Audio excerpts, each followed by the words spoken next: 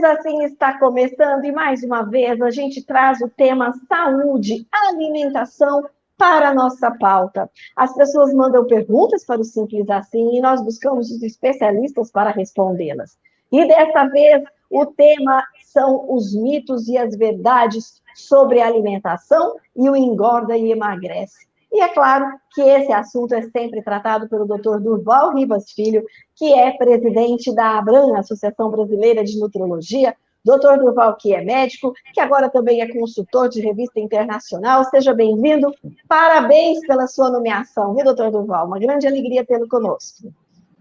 Muito obrigado a você e a todos que nos assistem. É sempre um prazer aqui falar sobre saúde, né?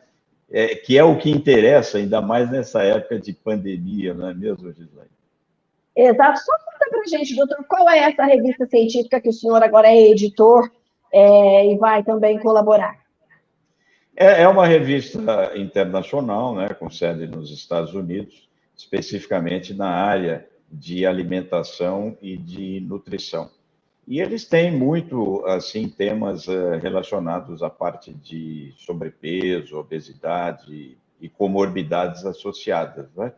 E a gente, então, foi escolhido pelos trabalhos científicos publicados, né? Então, a gente fica muito feliz aí com essa escolha, apesar que dá muito trabalho, não é mesmo?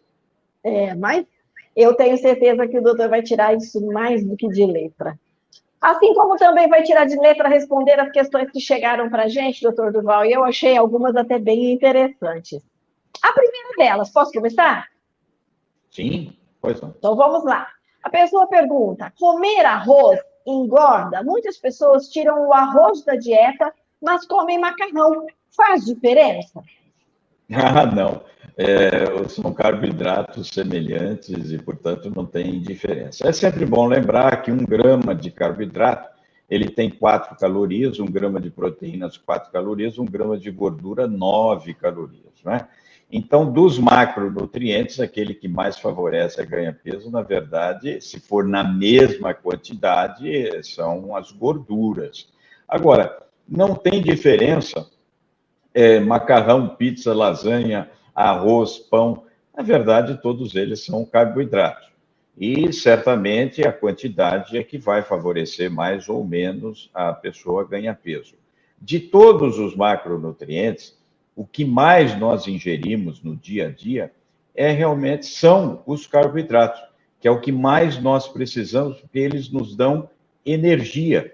Portanto, os carboidratos são importantes na nossa ingesta alimentar. Mas o que depende é como se fosse uma conta matemática, né? Depende simplesmente da quantidade de calorias que você ingere, independentemente do tipo de carboidrato, quer seja o pão, quer seja o macarrão, quer seja a pizza, quer seja o arroz, quer seja o macarrão. O arroz branco ou o integral, doutor? E que quantidade, mais ou menos? Porque depende muito de pessoa para pessoa, né? É verdade. Olha, o ideal, sim, é o arroz integral, quer dizer, eu sei que ninguém vai conseguir ingerir arroz integral todos os dias, mas estudos mostram que 3 vezes por semana já é suficiente para você evitar que as chamadas incursões insulínicas, né? Todas as vezes que você ingere um carboidrato, o seu organismo libera insulina.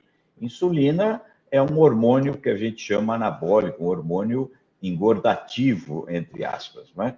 Então, não há dúvida de que o integral, ele libera uma quantidade menor de insulina. Portanto, ele é muito mais recomendável. Não só no que se refere a sobrepeso, obesidade, mas principalmente no pré-diabetes e diabetes, né? Pacientes portadores de diabetes certamente tem que ter essa conduta sempre. Ingerir, dentro do possível, 3, 5 vezes por semana, arroz integral, ou pão integral, ou macarrão integral, enfim, são os carboidratos integrais que vão lhe favorecer para o não desenvolvimento de incursões insulínicas e prejudicar o seu diabetes. Doutor Duval, a Luciana mandou para a gente uma mensagem dizendo que agora ela está na Operação Verão e ela está tomando shake. Ela está substituindo o jantar por esses shakes industrializados. Isso está correto e vai dar o resultado que ela quer? Operação Verão. É, agora é a hora de todo mundo querer perder peso, né? Mas o que é o shake? É um substituto de refeição. Quantas calorias, mais ou menos, a gente ingere na hora do almoço? 400, 500 calorias. Na hora do jantar, semelhante. O shake, ele não pode ter mais do que 300 calorias. Então, todas as vezes que você ingere um substituto de refeição, é como se fosse uma conta matemática. Ou seja, a quantidade de energia que você está ingerindo geralmente é menor do que aquela que no seu cotidiano alimentar você costuma ingerir. Então, é um substituto de refeição que pode ser utilizado, sim, mas é bom lembrar que não é que ele é milagroso, ele é matemático. Você está ingerindo uma quantidade menor de calorias, 100, 200 calorias a menos por refeição. Lógico, se você fizer isso uma semana, um mês, certamente dá um déficit significativo de ingesta calórica. Portanto, ajuda na redução do peso corporal. Mas não é por muito tempo também que ela pode usar isso. Principalmente se for um substituto de mais de uma grande refeição, né? Porque o processo mastigatório, ele já está inserido dentro de um sistema que a gente chama de homeostase energética, ou seja, de controle de fome, saciedade e termogênese, e queima de calorias. Então, quando você mastiga, esse movimento já faz com que haja uma liberação no seu sistema nervoso central, nos chamados núcleos hipotalâmicos, para que você já comece a ficar saciado. Então, o shake, ele é interessante, só que ele não é mastigatório, então o ideal é que seja uma grande refeição, evitar que seja por mais de uma refeição. Agora, essa aqui, doutor, vai pedir para eu não falar o nome dela, mas a pergunta é o seguinte: usar cinta modeladora para sempre formata o corpo e me impede de comer mais? Bom, veja, se essa cinta, ela apertar a sua cintura de tal forma que você não consegue comer direito.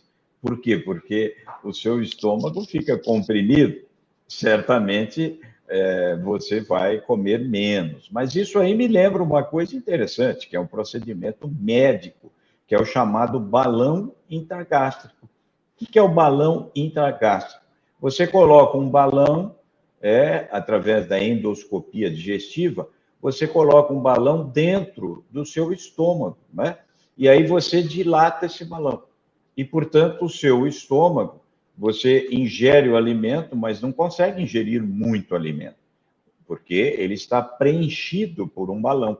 Consequentemente, você tem uma ingesta menor e favorecendo você uma redução de peso corporal. Então, essa cinta, se ela tiver essa capacidade de reduzir o tamanho do seu estômago, essa dilatação, certamente você vai ingerir menos. Mas a pergunta é: quem é que consegue ficar com essa cinta apertada na cintura? Por quê? Porque interfere no diafragma, na respiração, não é? Esse mecanismo desse músculo que sobe e desce quando você inspira e expira, ele fica prejudicado. Então, você também sente falta de ar. Então, infelizmente, não é a melhor metodologia terapêutica para a redução de peso corporal, né, Gislaine? Não, doutor Durval, de jeito nenhum. Inclusive, eu vou aqui fazer o meia-culpa. Eu fui a um casamento uma vez e por causa do vestido eu era madrinha e eu apertei. E depois na festa não tinha jeito de usufruir de nada, porque eu não respirava. Deus me livre, não É aconselho esse troço, horrível. não. Bom, a outra pergunta é sobre o chá emagrecedor. Nós já falamos sobre esse assunto no Simples Assim, inclusive uma vez a gente fez um só sobre os muitos chás. que existem aí que a gente pode ingerir, doutor Durval? Chá emagrecedor. Primeiro de tudo, tem chá emagrecedor? Olha, infelizmente, esse chá não existe efetivamente. O que existe é que os chás, a grande maioria deles, lógico, assim como o café, eles têm substâncias termogênicas, não é? Ou seja, aceleram o metabolismo. Mas é uma quantidade muito, muito discreta, muito pequena. Lógico que se a pessoa ingere o chá ao invés de ingerir um determinado alimento sólido, ela está trocando uma quantidade de calorias por uma outra muito menor que tem no chá, que praticamente tem zero de calorias. Então, o chá, ele, primeiro que ele hidrata, ele é interessante, não é mesmo? Mas como mecanismo específico na redução de peso corporal, o chá emagrecedor, é lógico que se nós entrarmos aí no Google, vai ter muitos milhares, né, de propagandas a respeito disso. Mas, cientificamente falando, não existe esse chá emagrecedor, mas que ele pode discretamente contribuir, assim como o café, para que você tenha uma melhor termogênese, sim, só que é muito, muito pouco. E é por isso que ele não, infelizmente, favorece diretamente uma redução de peso corporal de forma significativa, né? Especialmente se a pessoa adoçar com açúcar. Aí danou-se. Ah, não, aí então, aí piorou tudo, né? Doutor Durval, tem uma pergunta aqui que eu deixei passar, é do pão, sobre o pão. Se o pão engorda e quantos pães posso comer por dia? É mais ou menos a história lá do arroz? Sim, o pão é um carboidrato, né, semelhante ao arroz, não é mesmo? Eu quero aqui só abrir um parênteses. Lógico que ele, se for integral, é muito interessante, 3 vezes por semana, 5 vezes, é sempre muito bem-vindo para a saúde como um todo. É benéfico, inclusive, para doença cardiovascular, para prevenção de doença cardiovascular. Mas eu quero só fazer um parênteses, porque muitas vezes as pessoas dizem, puxa, eu como um pão com um hambúrguer, um lanche. E, na verdade, eu estou ingerindo muitas calorias, deveria comer arroz e feijão e um bife e salada. Mas veja, o hambúrguer, e principalmente a carne branca, né, um X frango salada, ele tem a carne, ele tem o carboidrato, a carne que é a proteína, o carboidrato que é o pão, e ele tem o tomate, ele tem alface, pepino, que é como se fosse a salada. O problema é você colocar uma grande quantidade de maionese, uma grande quantidade de ketchup. Mostarda não interfere. Ou seja, o prato tradicional do brasileiro, arroz, feijão, um bife e salada, ele é semelhante a um lanche. O problema são os ingredientes que a gente coloca, né? Então, quando se fala, eu quis fazer essa observação, porque é como se lanches fossem proibidos, absolutamente. Ele é muito semelhante. O problema, o comprometimento está no teor de calorias que a pessoa coloca através de maionese, de bacon, de ketchup, né? É isso que, na verdade, atrapalha. Mas o pão E é a batata, semelhante mesmo. e a Pois batata não. frita que acompanha também, né, doutor? Também, né? Que é um outro carboidrato que tem um teor calórico muito alto, né? E um Isso, alto índice glicêmico. E é interessante que a batata doce, apesar de ser batata doce, ela tem um índice glicêmico menor que a batata comum, a chamada batata inglesa. Portanto, mais recomendável ainda comparativamente, né? Doutor Durval, tirar o miolo do pão, tem gente que faz isso, tira o miolinho, ai, não como porque se engorda, ok. Tem alguma coisa a ver mesmo? A gente não pode comer o miolo Sim, do pão francês? com certeza. Porque está reduzindo a quantidade de massas, de carboidratos, de calorias. Portanto, é muito bem-vindo. Foi feito um estudo mostrando torrada e pão. O índice glicêmico da torrada é menor do que do pão comum. Ou seja, ele é mais benéfico, né? Então, aquele miolo, se puder tirar aquele miolo, É muito Melhor. interessante, viu? É melhor, é mais adequado, viu?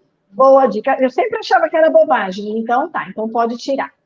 A pergunta agora é da Regiane. Se ela cortar o glúten e a lactose das refeições, emagrece? É interessante. Se você corta o glúten e a lactose, e principalmente a lactose, você está cortando o quê? Calorias. E se você corta calorias, você perde peso. Então, tanto a lactose quanto o glúten, lógico que pessoas que têm intolerância à lactose, intolerância ao glúten, alergia à proteína do leite, alergia ao glúten, que é uma proteína do trigo, certamente é interessante, né? Não fazer uso, não pode, não deve, evitar ao máximo. Mas não há absolutamente interferência diretamente com relação à redução de peso corporal, exceto pela diminuição da ingesta de calorias. Né? Isso que é importante, quer dizer, há uma redução na ingesta de calorias. Se você pega o leite, por exemplo, em qualquer supermercado tem, você vai ver a rotulagem nutricional. Aquele leite sem lactose, ele tem um teor calórico menor, ou seja, ele tem menos calorias, né? E porque lactose é o açúcar do leite, né? E certamente açúcar do leite tem calorias, 1 grama tem 4 calorias. Então não há dúvida de que você retirando os dois, você vai ter uma ingesta calórica relativamente menor.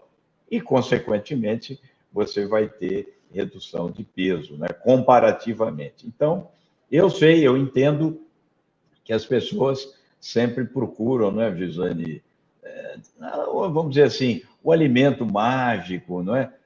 Até para redução de peso corporal, mas infelizmente não tem, Não né? existe. Lamentavelmente, Não. né? Mas se você vê, eu tenho até um gráfico que mostra, ano a ano, os alimentos que são considerados milagrosos, né? Tipo a quinoa, tipo o chá verde, e vai sucessivamente. Água com limão, E água. qual é a de 2020, doutor Duval? Já tem novos? Não, 2020 é o jejum intermitente. Eu acho que ele é o que mais Aliás, se sobressaiu. Mas o jejum intermitente, ele é uma dieta hipocalórica. sim. Pode ser feito? Pode ser feito. Tem as suas contraindicações em algumas pessoas que certamente não pode e não deve. Diabetes tipo 1, por exemplo, crianças, por exemplo, enfim, para pessoas com depressão muito forte, muito severa, não é? Mas o jejum intermitente é o seguinte, é uma matemática. Você hoje ingere 2.000 calorias, amanhã você não ingere nada. No outro dia, você não consegue ingerir 4.000 calorias, tá certo? Isso, Ou está seja, explicado. na soma, teor Vai perder. calórico menor. Mas se servir de estímulo para as pessoas para perder peso, lógico, por que não fazer? Não tem problema. Muito Né? bom. Doutor Duval, mais uma vez, obrigada. Hoje a gente explorou bastante, respondeu várias perguntas. Muito obrigada pela sua participação no Simples Assim e um grande abraço. Eu que agradeço a você, a todos que estão nos assistindo. Um abraço a você, um abraço também ao João, que é o nosso técnico e sempre nos ajuda para que esse programa fique cada vez melhor. Muito obrigado.